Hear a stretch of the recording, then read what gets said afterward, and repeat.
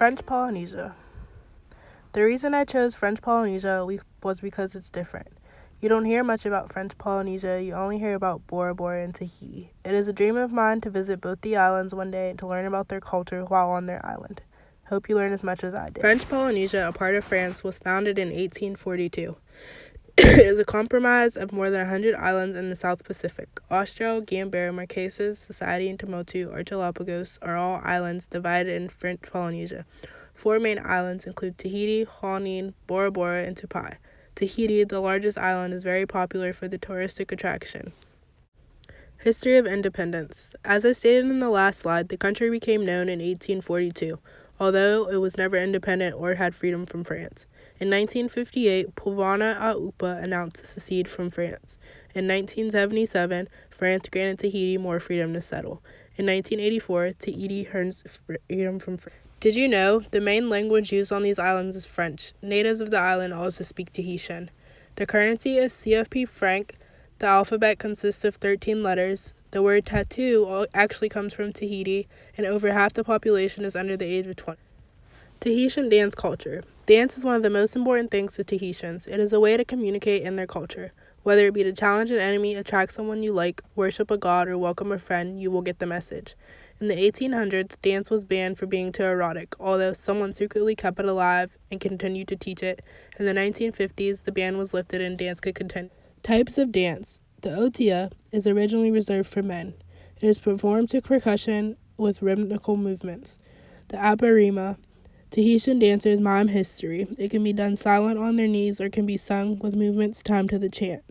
The hivanu, male and female dancer, a male soloist voices a phrase, and the pace is determined by the dancer's song. The paoa derived from movements to pick parchment paper. Male and female dancers crouch down and get up to perform a solo when it is their turn to the sounds of he's and ha's. Flowers. The gardenia. Anywhere you look, you will see flowers, even when you get off the plane. Flowers have a couple different meanings, and it is good to know if you plan to travel here. Special occasions. A head garland is worn. A tiara or a tiara is a type of gardenia that has a specific beautiful smell. Flower behind right ear means you are single. Behind left, you are married, engaged, or taken. Tattoos. Tattoos or tata are looked at as symbols and tells the story of each Tahitian's personal history. Tattoos are a gift from God to man. They symbolize your role in society, your job, accomplishments, and even your rite of passage from childhood to puberty or marriage. It is not really considered acceptable for a Tahitian to have no tattoos at all, and there are tattoos specific to each archipelago. Tattoo process. Usually done with bone, turtle, or seashell, hafted to a stick dipped in black dye, and takes months to heal. The left is typically associated with women, while the right with men. Your head means spiritual or wisdom. Your higher chunk, generosity, sincerity.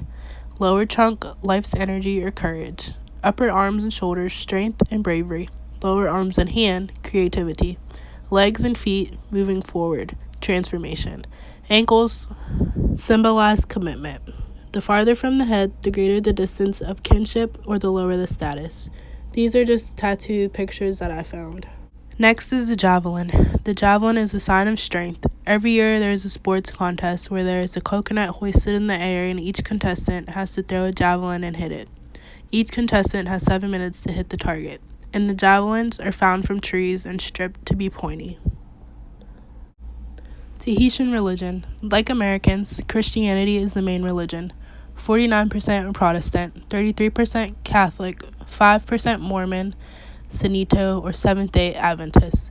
The picture on the right is a picture of a chapel or church with a totem, and that's just like their sign and what they stand for. Death and afterlife. Although Polynesians are taught the same about religion as we Americans are, they believe that there are 2 souls, and when someone dies, their true soul goes to God's world and remains in heaven or hell. The second soul leaves the body and stays around the village. There are also tattoos that can symbolize afterlife. They don't necessarily go on the dead person's body, but they will go on a family member's or someone like that. And they will basically live their legacy on for them. Food. Kahlua pig. Polynesians seem to eat a lot of pig. I noticed they roast pigs a lot. They eat a lot of sausage and gravy. They eat a lot of curry, which is like chicken. They eat bread pudding, and they usually have one meal a day, and then they have the leftovers. I noticed that they do eat a lot of pork and chicken, and I think this is due to the fact that they hunt for their meals a lot, so they usually kill their meal and then cook it the same day. It's a lot like Americans, but we usually like freeze ours or give it away and things like that. For fruit, they just eat a lot of your typical tropical fruit, a lot of starfish and dragon fruit, and I think that's a guava or a papaya. I'm not really sure, but I know that like it's warmer there and they get a lot of the fruit there already. So unlike us, we get ours, it's not fresh, but theirs is fresh. They could like go to a tree and whatnot and pick their fruit right from there and just eat it from there. So yeah. Last but not least, holidays and festivals. I was really surprised to see Chinese New Year as one, just because you don't typically think that there would be one. But it's due to the fact that some of the population are Chinese descendants who came to work on their islands in their cotton plantations in the 1800s, I believe. Of course, they have Billabong Pro, which is a huge surfing competition that's held in April and May, and you compete for a trophy. There's Hakiki Nu Va'a. It's a 6-man canoeing race that is held between October 19th and 21st of each year. Tahiti Tourism Day really caught my attention. Basically, for a day, the tourists are treated like they are from the island. They're descendants from the island. There are a bunch of sports competitions. You get tons of discounts that day. There's a bunch of craft demonstrations. You can witness not witness, but you can spectate tattoos being done and things like that. And there's also Carnival. I'm not sure if anybody's familiar with it, but it's much like the Caribbean. It's just a huge celebration.